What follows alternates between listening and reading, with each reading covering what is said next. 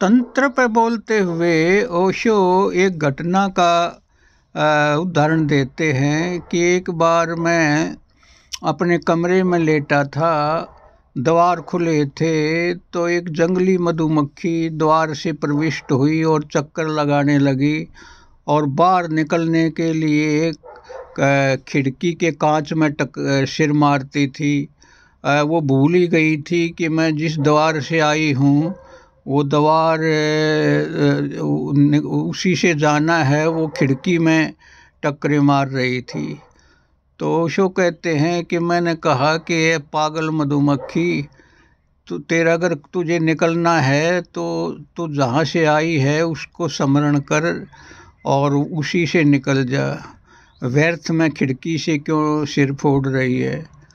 तो मित्रों, ये बात ओशो कहते हैं कि मधुमक्खी तो क्या सुनना था, क्या समझना था, लेकिन यही बात मैं इंसानों से, मनुष्यों से कहता हूँ कि तुम जिस मार्ग से इस संसार में आए हैं, जो शक्ति तुम्हें इस संसार में लाई है, उसी शक्ति पर सवारी करके तुम इस संसार से निकल करके अपने मूल वतन में जा सकते हो, अपने स्वरूप में प्रतिष्ठित हो सकते हो।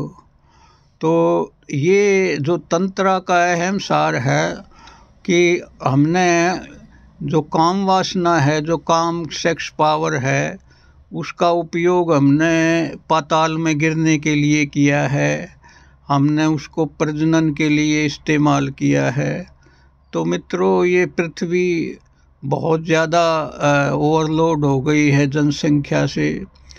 तो आज समय आ गया है कि अगर मानव जाति को बचाना है तो इस शक्ति को प्रजनन में नहीं वरन आकाश में, अंतर आकाश में उड़ने के लिए वाहन बनाओ। तो ओशो कहते हैं कि इस शक्ति को अगर हम भोग भाव से देखते हैं तो ये है हमको गर्त में गिराएगी, ये हमको पृथ्वी से जोड़ेगी, ये पार्थिव हो जाती है।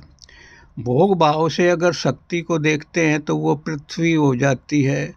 अगर वर्शिपिंग मूड से, पूजा भाव से देखते हैं तो वो आकाश में उड़ान भरने के लिए हमारा वाहन बन जाती है। तो दोस्तों, भारत में ये परंपरा रही है कि हमने शक्ति को माँ की तरह, जगत जननी की तरह देखा है।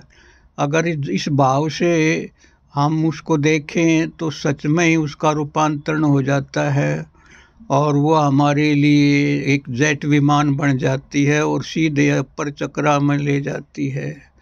तो मित्रों, ये तंत्र का विज्ञान आज के लिए बहुत अहम विद्या है, इसके बिना काम नहीं चलेगा। अगर आप इस जीवन का जो आनंद लेना चाहते हैं, जीवन को सार्थक बनाना चाहते हैं, तो ये ट्रांसफॉर्मेशन की जो विधा है, जो रूपांतरण की जो कला है अपनी एनर्जी के, इसको ज़रूर सीखना होगा। आज हर युवा को इस विद्या से अवगत होना चाहिए। जय हो, जय हो।